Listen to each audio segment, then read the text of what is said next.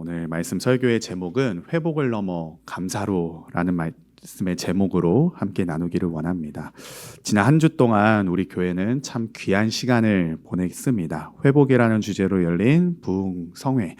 하나님께서 우리 각자의 심령들을 만지시고 우리 가정과 신앙, 관계와 또한 우리의 신앙생활들, 우리의 교회 생활들을 되돌아보게 하시고 회복해 하시는 시간들이었습니다. 눈물로 회개하였고 간절히 주님 앞에 부르짖었고 다시 주님께 마음을 드리던 그 시간들, 그래서 우리들의 삶의 모습들을 다시금 돌아보면서 잃어버렸던, 그리고 다시 고쳐 먹어야 하는 우리들의 신앙의 모습들, 믿음의 현주소가 어떠한지를 돌아보며 다시금 하나님께로 나아가자 결단하고 다짐하던 시간들이었습니다. 그런 시간들이시죠? 네. 그 은혜의 여운이 아직도 남아있지 않습니까? 그런데 성도 여러분, 회복의 은혜는 그 자체로 끝나는 것이 아닙니다. 그냥 여운만 남기는 정도로, 그냥 내 가슴과 마음과 생각이 훈훈하고 따뜻하게만 남는 정도로 그 자체로서만 끝나는 것이 아니다라는 거죠. 하나님께서 우리를 회복시키시는 이유가 있다라는 것입니다. 왜 하나님이 우리를 회복의 자리로, 그 회복의 은혜를 경험케 하시는 것인가? 결론부터 말씀을 드리자면 다시금 우리의 삶이 감사로 회복되기를 원하시기 때문에 그렇다라는 겁니다. 회복의 은혜는 그 자체로 끝나는 것이 아니라 우리의 삶이 다시 감사로 흐르게 하기 위함이다라는 사실. 그래서 오늘 이 시간 부흥의 이후에 특별히 또 이 감사절기를 맞는 이 첫 주일 저의 목사가 된 첫 설교의 이 제목으로 말씀을 증거하기를 원합니다. 회복을 넘어 감사로. 시편 103편에서 다윗은 이렇게 고백을 하고 있습니다. 1절 말씀 다시 읽어보실까요? 시작. 내 영혼아 여호와를 송축하라. 내 속에 있는 것들아 다 쉽게 누룩한 이름을 송축하라. 아멘. 지금 다윗이 어떻게 지금 고백을 하고 있나요? 내 영혼아 여호와를 송축하라. 송축하라. 그는 자신의 영혼에게 지금 명령을 하고 있습니다. 되게 이상한 광경이죠. 남들에게 선포를 할 수 있는 왕의 자리에 있었던 다윗이요, 백성들을 향하여 선포를 하고 있는 것이 아니라 지금 자기 자신의 영혼에게 소리치고 외치고 있었다라는 것입니다. 즉 이런 것입니다. 내 영혼아 하나님께 감사해라. 내 영혼아 하나님의 그 은혜를 잊지 말라. 내 영혼아 하나님의 그 자비하심을 늘 기억하라. 그것이 한 단어로 지금 요약이 되어 있는 것이죠. 여호와를 송축하라. 여러분, 감사는 그저 기분이 아닙니다. 감사는 결단입니다. 감사는 상황이 만들어주는 것이 아니라 믿음으로 내가 선택하는 것이다라는 거죠. 감사할 수 있는 상황에서만 감사를 할 수 있는, 내 기분이 내키는 대로 감사하고 말고가 정해지는 것이 아니라 내가 믿음으로 선택하는 거다라는 거예요. 내가 감사하겠다. 내가 감사한다. 그래서 지금 다윗이 고백하고 있는 것이죠. 내 영혼아 감사해라. 특별히 그 대상이 하나님이신 것이죠. 여호와를 송축하라. 우리가 부흥회에서 회개를 하였다면 그 다음의 걸음은 반드시 감사로 나아가야 하는 것입니다. 회개가 방향을 돌리는 일이다라고 한다면 감사는 그 방향으로 걸어가는 것이다라는 거죠. 그러므로 회복의 끝에는 단지 감정의 회복만이 있는 것이 아니라 우리 안에 충만해야 할 감사의 회복이 있다라는 사실입니다. 성경을 보면 하나님은 언제나 회복의 끝에 감사를 요구하십니다. 이스라엘 백성이 포로에서 돌아왔을 때에 그들이 가장 먼저 한 일이 무엇이었습니까? 바로 예배의 재건이었습니다. 무너진 성전을 다시 세우고 제단 위에 번제를 드리며 그들이 하나님께 예배하였죠. 곧 무엇한 것이었습니까? 하나님께 감사한 것이었습니다. 에스라서 3장 말씀 같이 함께 읽어보실까요? 시작. 건축자가 여호와의 성전에 기초를 놓을 때에 잡자손 레위 사람들은 재금을 들고 서서 이스라엘 왕 다윗의 규례대로 여호와를 찬송하되 찬양으로 화답하며 여호와께 감사하여 이르되 주는 지극히 선하심으로 그의 인자하심이 이스라엘에게 영원하시도다 하니 모든 백성이 여호와의 성전 기초가 놓임을 보고 여호와를 찬송하며 큰 소리로 즐거이 부르며. 아멘. 건축자가 여호와의 성전 기초를 놓을 때에 그들이 무엇합니까? 예복을 입고 나팔을 들고 하나님께 감사합니다. 그러면서 11절에도 말씀을 하시죠. 찬양으로 화답하며 여호와께 감사하여 이르되. 그들이 포로에서 해방이 되어 예루살렘에 돌아와 성전을 건축하던 그 첫 삽을 뜨던 그때에 무엇을 하였습니까? 감사를 하였다라는 것이죠. 회복의 끝에 언제나 감사가 있었다는 사실입니다. 그들의 감사는 단순한 감정의 표현이 아니었습니다. 와, 이제 해방되었구나. 너무 기쁘다. 너무 즐겁다. 그런 단지 감정의 표현만이 아니라 하나님께서 다시 일으켜 세우셨다라는 신앙의 고백을 담았다라는 사실인 것이죠. 그러므로 단지 감사는 기분 좋을 때만 드리는 것이 아닙니다. 감사는 믿음의 행위다라는 거죠. 환경이 아직 다 회복되지 않았을지라도, 여전히 삶에 부족함이 있을지라도, 내 상황과 환경이 여전히 어려울지라도 하나님이 나와 함께 하신다. 하나님이 나를 이렇게 세워주신다. 그 믿음이 있기에 저와 여러분들이 지금 감사할 수 있다는 것이죠. 바로 이 지점이 회복을 넘어서 감사로 나아가는 길입니다. 감사는 지금까지의 회복을 넘어서 앞으로의 믿음을 걸어가는 그 걸음의 열쇠가 된다는 사실인 것이죠. 요엘서 2장 말씀 같이 함께 읽어보시겠습니다. 시작. 여호와의 말씀에 너희는 이제라도 이제라도 금식하고 울며 애통하고 마음을 다하여 내게로 돌아오라 하셨나니 너희는 옷을 찢지 말고 마음을 찢고 너희 하나님 여호와께로 돌아올지어다.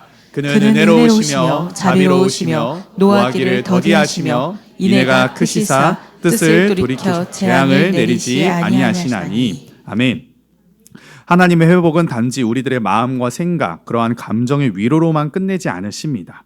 감사함으로 하나님께 돌아오기를 원하시며 요엘서의 말씀에서도 그렇게 이스라엘 백성들이 돌아오기를 지금 촉구하고 있는 것이죠.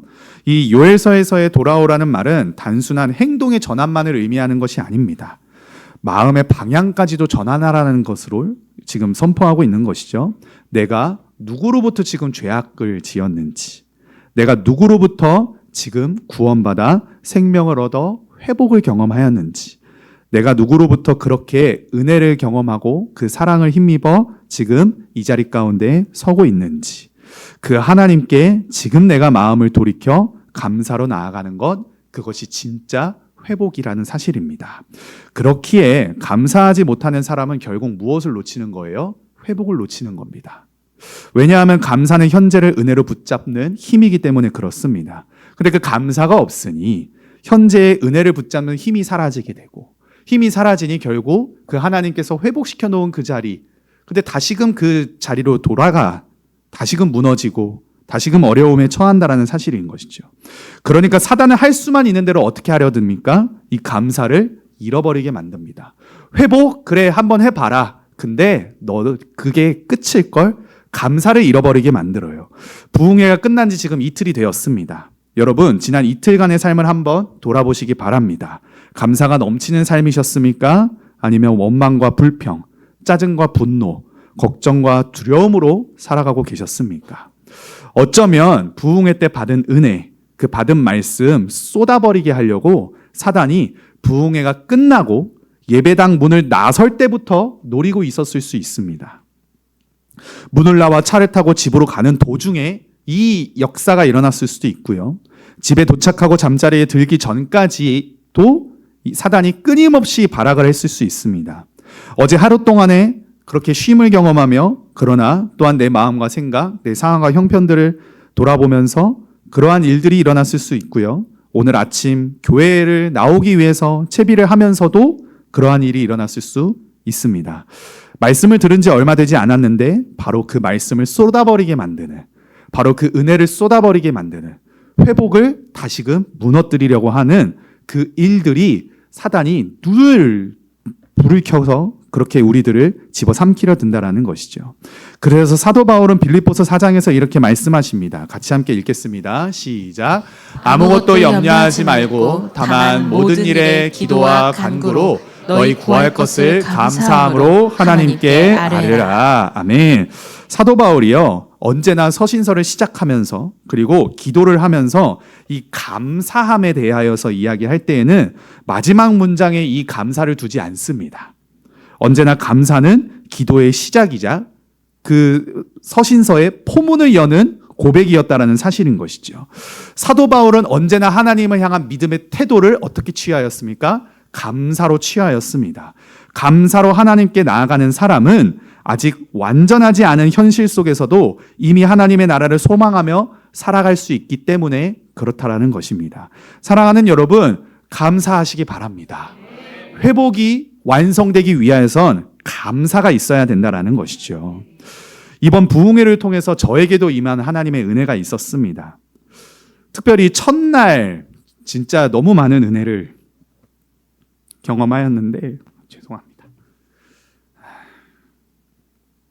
그 강사 목사님께서 설교하실 때에 이런 부분들을 말씀을 하셨어요. 하나님이 불쌍히 여기시는 그 사람들을 하나님이 회복시키신다. 근데 이런 생각이 드는 거예요.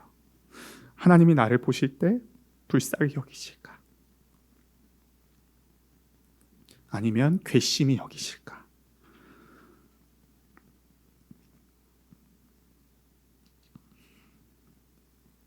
솔직한 고백으로 기도가 잘 안 됐고 상황과 환경이 힘들어서 매몰되고 사역의 열매가 없는 것들을 보면서 참 많이 힘든 상황이었었습니다.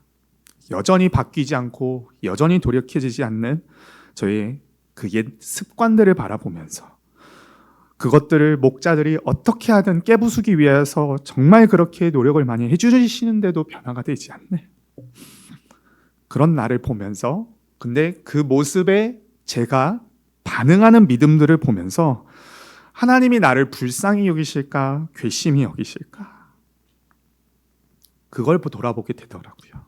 그러면서 이제 오늘 설교 말씀을 준비하는데 이러니 내가 감사가 없었구나. 이러니 내가 표정이 어두웠구나.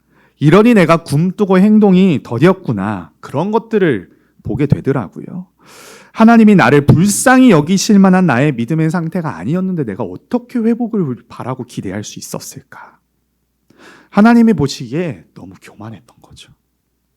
너무 내 중심이었던 거죠. 내가 뭔가 잘나고 대단해서 그 일들을 지금 하고 있는 것으로 제가 여기던 모습들을 발견하게 되었습니다. 하나님께 불쌍히 여겨달라는 믿음보다는 하나님 제가 이렇게까지 하는데 왜 안 해주시는 겁니까? 원망하고 불평하기까지. 그때 이 부흥회 가운데에 하나님의 말씀으로 저를 막 때리시더라고요. 내가 너를 어떻게 불쌍히 여기겠냐. 지금의 너의 모습을 봐라. 그때 터져 나왔습니다. 하나님 깨닫게 해주신 거 감사합니다. 회복을 구할 때마다 늘 환경과 상황의 변화만을 바라보았는데 제 마음의 변화를 먼저 원하시는 주님. 그렇게 하나님께 감사하게 되니까요. 마음의 무거운 짐들이 그냥 싹 내려앉더라고요. 해소가 되는 것을 경험하더라고요.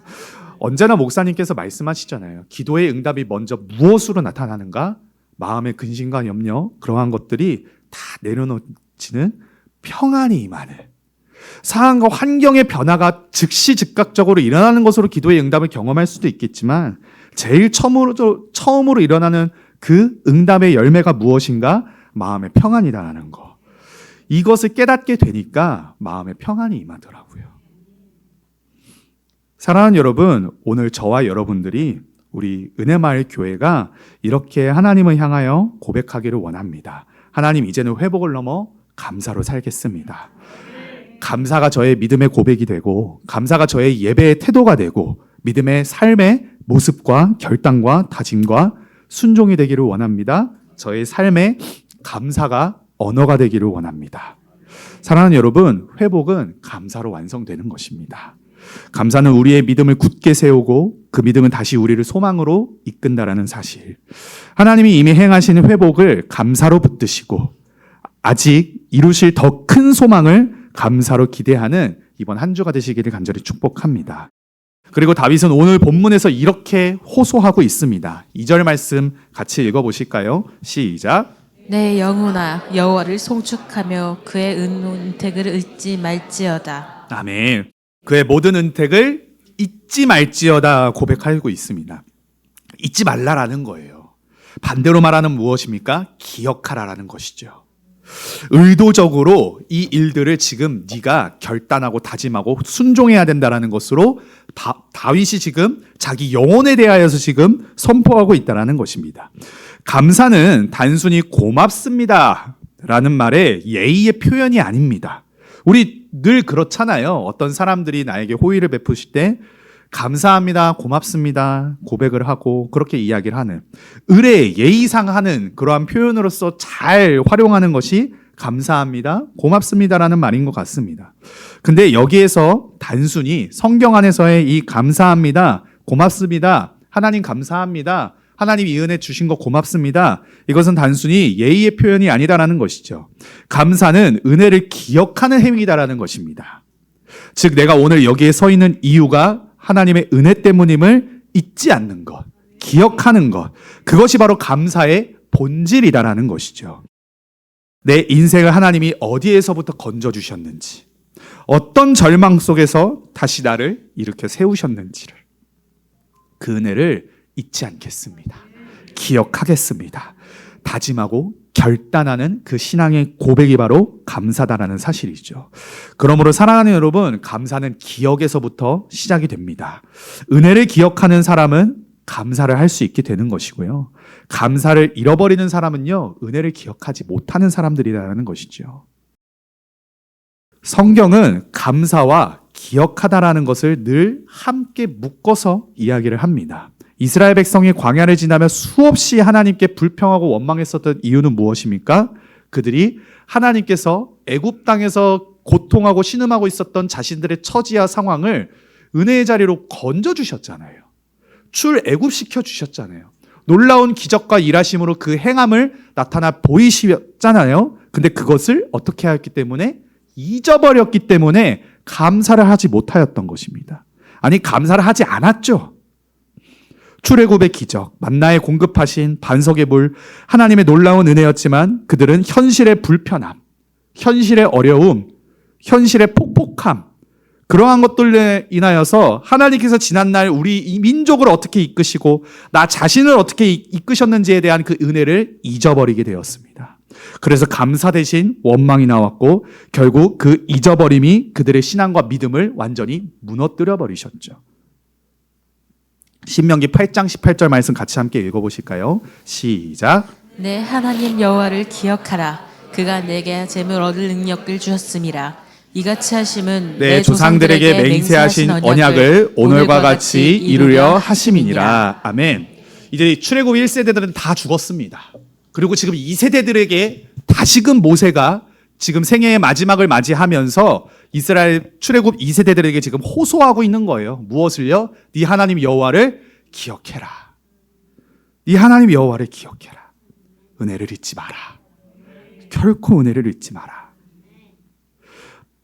사랑하는 여러분, 이 말씀의 핵심은 무엇입니까? 감사하라라는 거예요. 감사. 근데 감사의 그 기둥, 뿌리가 무엇이다라는 거예요? 하나님이 내게 해주신 것을 잊지 않고 기억하는 것입니다. 그 은혜의 흔적을 내 마음에 늘 새기는 거라는 거예요. 그래, 그때 나를 하나님이 도와주셨지. 그래, 그때 하나님이 나를 버리지 않으셨지. 그때 나를 눈물로 붙들어 주셨지. 우리만 눈물을 흘리는 거 아닙니다. 하나님도 눈물을 흘리세요. 그 은혜의 흔적을 기억하는 사람들이 오늘 감사할 수 있는 것입니다. 하나님께서 지금도 내 삶을 이끌고 계시지만 우리가 지금 감사할 수 있는 이유는 그동안 베풀어 주신 은혜를 기억할 수 있기 때문에 그렇습니다. 이것이 바로 시편 기자인 다윗이 지금 고백하고 있는 신앙의 선포인 것이죠. 같이 함께 다시 한번 2절 읽어보실까요? 시작. 내 영혼아 여호와를 송축하며 그의 모든 은택을 잊지 말지어다. 아멘. 다윗이요, 하나님 저를 회복해 주신 것 감사합니다. 그러니 이제 새로운 복을 주세요. 전에 경험하지 못하였던 새롭고 신선한 충격, 그 기적을 저에게 보여주세요. 그렇게 지금 기도하고 있지 않습니다. 어떻게 기억하고 있습니까? 그의 모든 은혜, 지금까지 그가 인생을 살아오면서 경험하였었던 그 모든 은혜를 잊지 말게 하여 주시옵소서.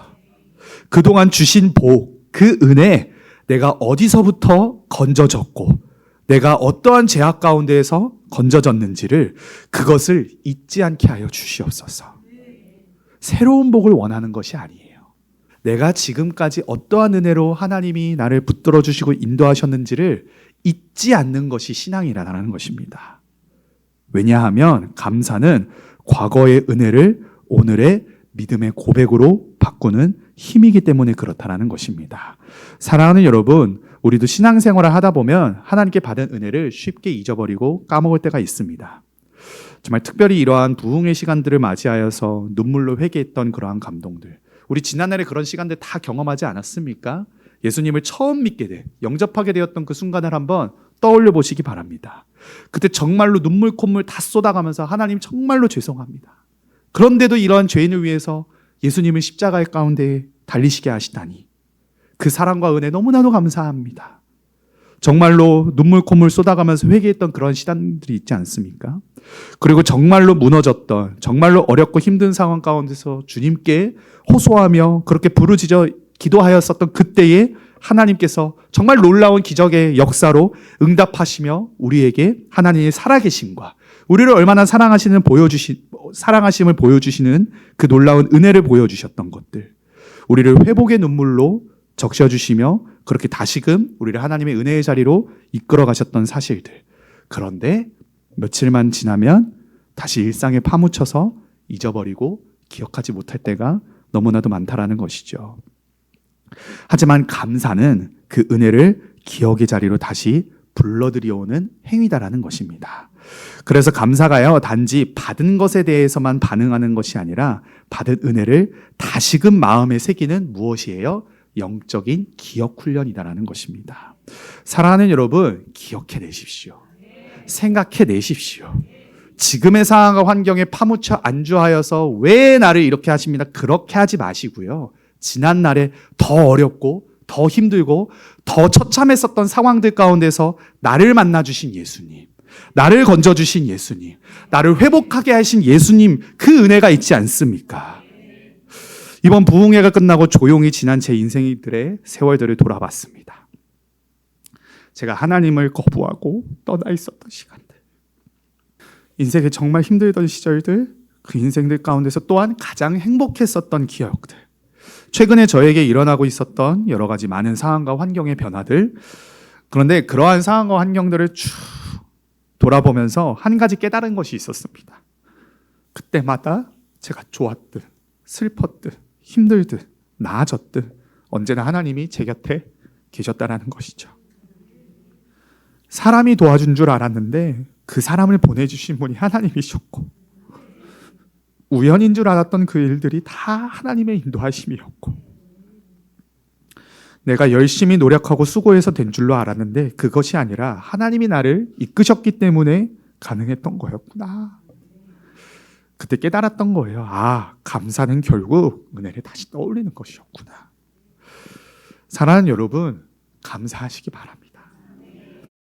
우리를 어디서부터 건져주셨는지, 우리를 어디서부터 회복해 하셨는지를 기억해 내셔야 됩니다. 지금의 현실의 상황을 바라보시는 것이 아니라 지난날의 나의 죄악들, 그 가운데서 나를 건져주시고 나를 당신의 자녀 삼아주신 그 하나님의 놀라운 은혜를 기억하는 것. 다시금 요에서 말씀을 한번 읽어보실까요? 시작. 여호와의 말씀에 너희는 이제라도 금식하고 울며 애통하고 마음을 다하여 내게로 돌아오라 하셨나니 너희는 옷을 찢지 말고 마음을 찢고 너희 하나님 여호와께로 돌아올지어다. 그는 은혜로우시며 자비로우시며 노하기를 더디하시며 인애가 크시사 뜻을 돌이켜 재앙을 내리지 아니하셨나니. 아멘. 회복은 언제나 돌아옴에서부터 시작이 된다. 우리가 부흥회 때 그 말씀을 듣지 않았습니까? 회개가 방향 전환이다라는 것이죠. 회개가요, 헬라어로 메타노이아라고 이제 합니다. 메타노이아라는 이 뜻은요, 방향 전환의 뜻을 의미하는 것입니다. 근데 이 방향 전환이요, 우리 늘상 그러한 것들을 경험하지 않습니까? 단지 그냥 지금의 내 상황에 방향 전환을 해야 하는데, 근데 그러지 못하였던 어떠한 후회와 아쉬움으로 끝나는 것들을 경험합니다. 근데 단지 회개가요, 지난날의 나의 삶에 이러한 부분들, 연약한 부분들, 정말 이러지 말았어야 했는데, 이러한 후회와 아쉬움으로만 회개가 끝나는 것이 아니라, 그래서 단지 입술로만 이루어지는 반성 정도가 아니라, 회개는 무엇이다라는 거예요? 마음의 근본적인 변화를 의미한다는 것입니다. 방향의 전환을 의미한다라는 거예요. 신앙의 변화는 언제 시작되는가? 바로 그 돌아온 마음이 감사로 채워질 때 진짜 변화가 일어나는 것입니다. 요에서의 선지자가 그렇게 이제 선포하는 것이죠. 하나님께 돌아가자. 하나님께 돌아가자. 한번 요셉을 생각해 보시기 바랍니다. 그는 형제들에게 버림을 받았습니다. 억울하게 감옥에 옥살이를 하였고 인생의 가장 처참한 밑바닥을 경험하였습니다. 그런데 요셉은 그 자리에서도 하나님을 원망하거나 불평하지 않았어요. 원망할 법도 한데, 불평할 법도 한데, 아니 누가 하나님을 원망하고 불평한다고 해서 요셉을 나무랄 수 있겠습니까? 충분히 그럴 수 있는 상황이잖아요. 그런데요, 성경 어디를 보더라도 하나님을 원망했다라는 그러한 모습이 없습니다. 그의 마음에는 어떠한 상황에 있든지 늘 감사가 있었던 것이죠. 그가 이렇게 고백합니다. 창세기 50장 20절 말씀 같이 함께 읽겠습니다. 시작. 당신들은 나를 해하려 하였으나 하나님은 그것을 선으로 바꾸사 오늘과 같이 많은 백성의 생명을 구원하게 하시려 하셨나니. 아멘. 그가 가진 하나님을 향한 감사의 태도가 결국 그의 인생의 방향을 바꾼 것입니다. 당신들은 나를 해하려고 하였지만 하나님은 그것을 선으로 바꾸셨습니다. 하나님께 감사하였던 요셉. 언제나 늘 하나님께 감사로 나아갔던 요셉. 감사는 그렇게 하나님의 일하심에 대한 통로가 되는 것이죠. 하나님께 감사하였던 요셉의 그 감사를 통하여서 하나님이 일하셨다라는 거예요. 사도행전 16장을 보게 되면 바울과 실라가 빌립보 감옥에 갇혀 있습니다. 이 말씀 너무 잘 아시죠? 그들이 매를 맞고 옥살이를 합니다. 그들이 어떠한 대단한 반역죄를 저질러서, 대단한 어떤 범죄를 저질러서 그 감옥에 갇히지 않았죠. 그렇게 모든 상황이 다 끝났다. 야, 이제 우리는 죽었다. 여기를 벗어날 수 없다. 그 빌립보 감옥은 굉장히 악명이 높았습니다. 죄인들을 풀어주지 않는 감옥으로요. 모든 상황에서 그렇게 끝났음을 예견할 수밖에 없는, 그렇게 좌절하고 절망할 수밖에 없는 그 자리에서 그들이 무엇합니까? 16장 같이 함께 읽어보시겠습니다. 시작. 그가 이러한 명령을 받아 그들을 깊은 옥에 가두고 그 발을 창고에 든든히 채웠더니 한밤중에 바울과 실라가 기도하고 하나님을 찬송하매 죄수들이 듣더라. 아멘. 한밤중에 무엇합니까? 찬송하고 기도하는 거예요. 지금 그들의 발과 팔이 어떤 상태인데요? 묶여 있는 상태에서요. 풀려져 있는 상태가 아니었습니다. 오늘날 감옥의 환경을 보면 참 대단하죠. 살만한데 싶은 그러한 모습들도 있지 않습니까? 근데 이때 당시의 감옥은 전혀 그렇지 않았습니다. 우리 아이들하고 유럽 그 헬레크 여행을 다녀왔었을 때 이제 베드로가 갇혔던 감옥, 바울이 갇혔던 감옥을 저희가 갈 수 있는 기회가 있었습니다. 갔더니요, 하염없이 내려가요. 그때가 굉장히 좀 날이 덥고 그런 날이었는데 감옥에 들어가니까 춥더라고요. 습하고. 뭐 매트리스가 깔려있고 뭐 장판이 그런 게 아니에요. 그냥 돌바닥이었고. 거기에 이제 죄인들을 이제 수갑을 채우는 그 못들이 막 벽에 박혀 있고. 근데 그들이 무엇을 하는 것입니까? 묶여있는 상태에서 지금 하나님을 향하여 기도하고 찬송을 하는 것입니다. 그들은 그런 상황에서 하나님을 향하여 감사하기로 선택합니다. 한밤중에 그때 어떤 일이 일어났습니까? 26절 말씀 시작. 이에 갑자기 큰 지진이 나서 옥터가 움직이고 문이 곧 다 열리며 모든 사람의 매인 것이 다 벗어진지라. 아멘, 아멘. 사랑하는 여러분, 감사는 단지 마음의 위로가 아닙니다. 감사는요, 하나님이 일하시는 통로를 여는 열쇠입니다. 감사는 굳게 닫힌, 우리를 빠져나갈 수 없게 만드는, 영원한 사망 권세, 죄악의 굴레, 그렇게 우리를 철저하게 가두어둔 감옥의 문을 여는 신앙의 결단, 다짐, 열쇠다라는 사실인 것이죠. 이렇게 믿음의 선진들은 그들의 상황이 절망이었지만 그들의 시선은 늘 하늘을 향해 있었습니다. 그리고 하나님께서 그들의 신앙의 방향을 따라 역사하시는 것을 경험하는 인생이었다라는 사실이죠. 사랑하는 여러분, 감사가 신앙의 방향을 확 바꾸어 버립니다. 절망의 상황을 감사할 때에 하나님께서 역사하신다라는 거예요. 어떻게요? 소망으로 인도하신다라는 것입니다. 문제를 경험하고 계십니까? 하나님께 감사하십시오. 그때 하나님은 그 감사를 통하여서 하나님의 은혜의 역사로 바꾸시는 줄로 믿습니다. 문제의 응답을 경험하고 문제가 해결되는 역사를 경험하게 되는 것, 감사할 때 그 방향이 전환된다라는 거예요. 사람에게서 하나님께로 감사할 때 하나님께로 그 방향을 하나님께서 친히 돌려놓는다는 사실입니다.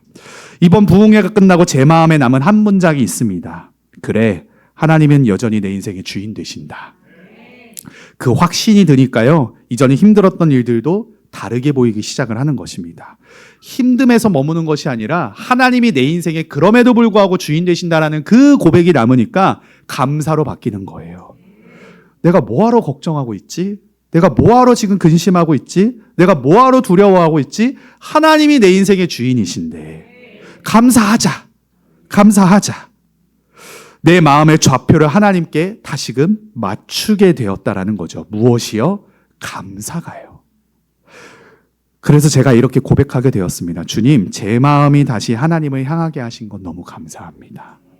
이 회복의 역사가 회개를 통하여 방향 전환이 일으키게 하신 것 감사합니다. 이제 이 은혜를 잊지 않겠습니다. 사랑하는 여러분, 우리가 회복의 자리에 설 때 그 자리는 단지 과거의 상처가 치유된 자리 정도로가 아니라 새로운 방향으로 다시 걸음을 옮기게 하시는 그 출발점이 되게 하신다라는 사실. 감사는 그 방향을 하나님께로 돌리는 힘입니다. 감사는 이만하면 됐다 에서 머무르지 않게 하십니다. 감사는 이제 다시 시작하자, 그렇게 우리로 이끄신다라는 것이죠. 그래서 감사는 끝이 아니라 새로운 출발의 신앙이다라는 사실. 그래서 데살로니가 전서에서 이렇게 말씀하시죠. 같이 함께 고백하겠습니다. 시작. 항상 기뻐하라. 쉬지 말고 기도하라. 범사에 감사하라. 이것이 그리스도 예수 안에서 너희를 향하신 하나님의 뜻이니라. 아멘. 그래서 사도 바울이 데살로니가 전서를 통하여서 교회를 향하여서 무엇을 호소하고 있습니까? 감사가요, 단순히 할 수 있으면 해. 할 수 있으면 해라. 그 정도가 아니다라는 거죠. 하나님의 뜻이다라는 거예요. 하나님의 뜻. 즉 하나님의 명령인 것이다라는 것입니다. 해도 되고 안 해도 그만인 그것이 아니다라는 거예요. 무조건 해야 하는 거예요. 힘들 때에 감사해라. 어려울 때 감사해라. 상황이 무너졌어? 감사해. 지금 그 말씀인 거예요. 명령인 것입니다. 사랑하는 여러분, 해도 되고 안 해도 되는 문제가 아니라 명령으로서 우리들에게 순종을 강요하시는 거예요, 지금. 왜 그럴까요? 감사할 때 우리의 시선이 세상에서 하나님께로 변화가 되고, 문제에서 하나님의 약속의 말씀으로 변화가 되고, 지난날에 실패했던 과거에서 하나님이 이끄실 소망의 미래로 그 방향이 전환되기 때문에 그렇다라는 것입니다. 감사가 능력이고 감사가 힘이다라는 것이에요. 그 감사의 방향 끝에 언제나 무엇이 있다라는 것입니까? 하나님의 뜻이 있고 하나님의 소망이 있기 때문에 그렇습니다. 사랑하는 여러분, 감사로 신앙의 방향을 다시 세우시기를 바랍니다. 감사로 인생의 무게추를 옮기시기를 바랍니다. 감사로 다시 그 믿음을 걸으시기를 바랍니다. 그러므로 회복 이후의 삶은 감사로 고백하는, 응답하는 삶이어야 될 줄 믿습니다. 회복이 끝이 아니다라는 거예요. 회복은 새로운 믿음의 시작입니다. 하나님께서 우리를 회복하신 이유는 단지 우리를 편안하게, 안락하게 하기 위함이 아니라 감사를 통하여 하나님께 영광을 드러내기 위함이다라는 사실인 것이죠. 그러므로 구체적으로 이 감사의 실천이 이루어져야 할 줄 믿습니다. 세 가지로 제안을 드리고 싶습니다. 근데 늘상 우리가 주일 목사님을 통해서 들었던 말씀이에요. 먼저 첫 번째로는요, 감사는 예배로 실천되어야 합니다. 주일을 온전히 성수하십시오. 성경에서 하나님께 회복을 주신 모든 장면을 보십시오. 그 끝에는 항상 무엇이 있었습니까? 감사가 있었습니다. 그리고 그 감사는 무엇으로 이루어졌어요? 예배로 이루어졌어요. 항상 예배가 있었습니다. 노아가 홍수 이후에 제일 먼저 한 일이 무엇이었습니까? 제단을 쌓고 하나님께 예배하는 일이었어요.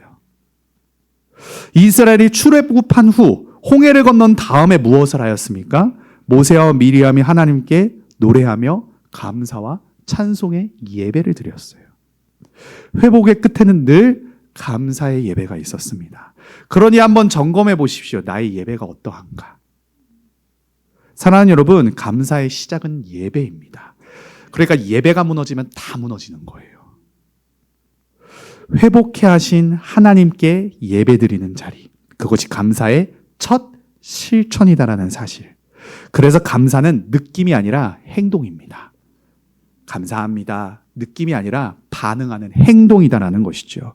감사는 내가 하나님께 다시 나아가는 결단과 다짐, 그리고 그것을 삶으로 변화하는 능력이다라는 것입니다. 예배를 결단하십시오.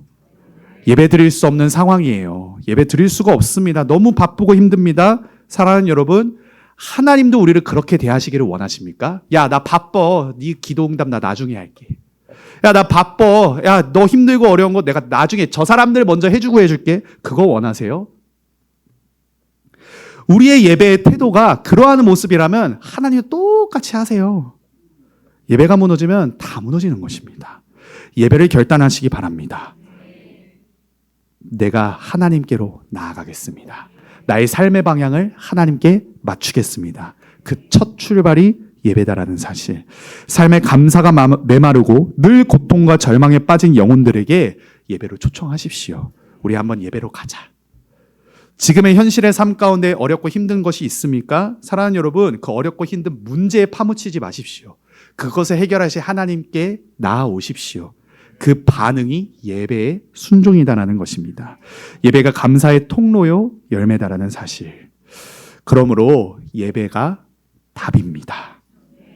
두 번째로 감사는 순종의 실천으로 되어져야만 합니다. 사랑하는 여러분, 진짜 감사는 순종으로 드러나게 됩니다.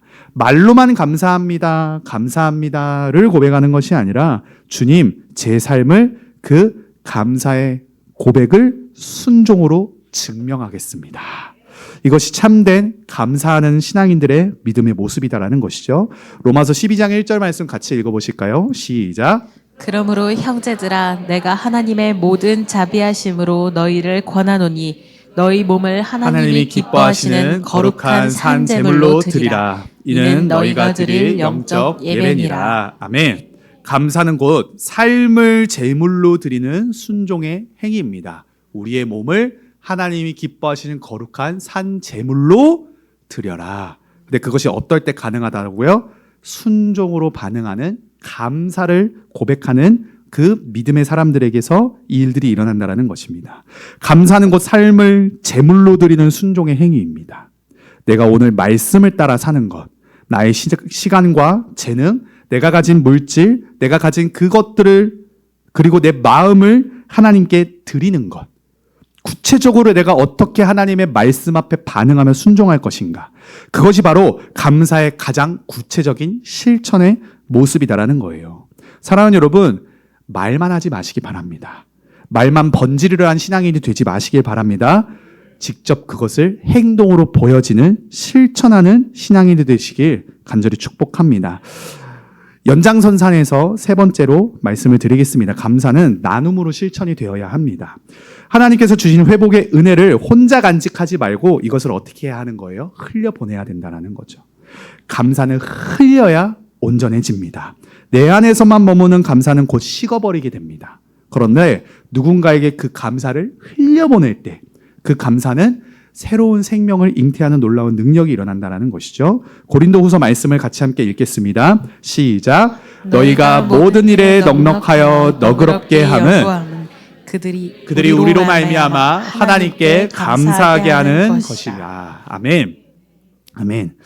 지금 사도 바울이요. 지금 감사하고 있는데 무엇으로 감사를 하고 있습니까? 하나님께 감사하고 있는데 무엇으로요? 너희들의 그 연보를 통하여서. 그러니까 지금 고린도 교회가 하나님을 향한 감사의 고백으로, 그들의 신앙 고백으로 그렇게 드려진 헌금, 그것을 내가 받고 지금 하나님께 또한 감사하고 있다는 것을 지금 고백하고 있습니다.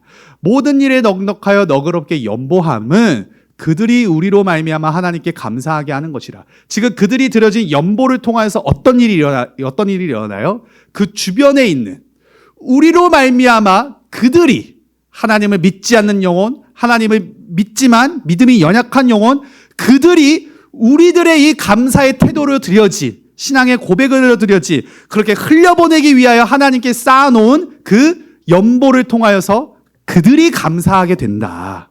사랑하는 여러분, 감사로 나누는 삶이 또 다른 감사의 열매를 맺게 한다는 것이죠. 이번 땡큐 테라피 시리즈 이 시간들을 통해서 사랑하는 여러분, 목장 안에서 그 은혜들을 나누시길 간절히 축복합니다. 또한 내가 받은 하나님의 사랑과 그 은혜를 내가 사랑하는 가족, 친구들, 예수님을 믿지 않는 누군가, 예수님을 믿지만 믿음이 연약한 누군가에게 흘려보내시길 바랍니다. 작은 선행을 해보기도 하고, 격려의 말들을 해보기도 하고, 혹은 내가 어떠한 일들을 통하여서 도울 수 있는 사람들에게 손을 내밀어 주기도 하고, 감사를 실제적으로 실천해 보라는 거예요. 그것이 바로 회복 이후에 감사로 나아가게 하시는 하나님의 뜻이다라는 것입니다. 사랑하는 여러분, 하나님은 우리를 회복시켜 주셨습니다. 그렇다면 이제 우리가 해야 할 일은 무엇입니까? 이 회복된 마음을 감사로 채우고, 회복된 우리의 믿음을 감사로 지켜내는 일입니다. 감사로 예배하고, 감사로 순종하며, 감사로 나누십시오. 그때 하나님께서 주신 회복이 일시적인 감정의 고향이 아니라 지속적인 은혜로 삶을 이끌어가게 하실 것을 믿습니다. 우리의 인생이 아무리 무너져도 감사하는 순간 하나님은 다시 역사하십니다. 감사할 때 하나님은 그 감사하는 사람들의 감사의 고백을 통해 역사하신다라는 사실. 그러므로 오늘 이후 우리의 고백이 이렇게 되기를 원합니다. 주님, 이제는 회복으로만 만족하는 것이 아니라 그 회복을 감사로 채우며 살아가겠습니다. 그럴 때 하나님께서 우리의 가정과 교회와 공동체 안에 지속적인 부흥과 새로운 소망의 물결을 일으키실 줄 믿습니다. 그러므로 오늘 이 시간 다윗의 고백을 우리의 고백으로 선포하시는 저와 여러분들 되시길 간절히 축복합니다. 함께 읽어보실까요? 선포하실까요? 시작. 내 영혼아 여호와를 송축하라. 그의 모든 혜택을 잃지 말지어다. 아멘.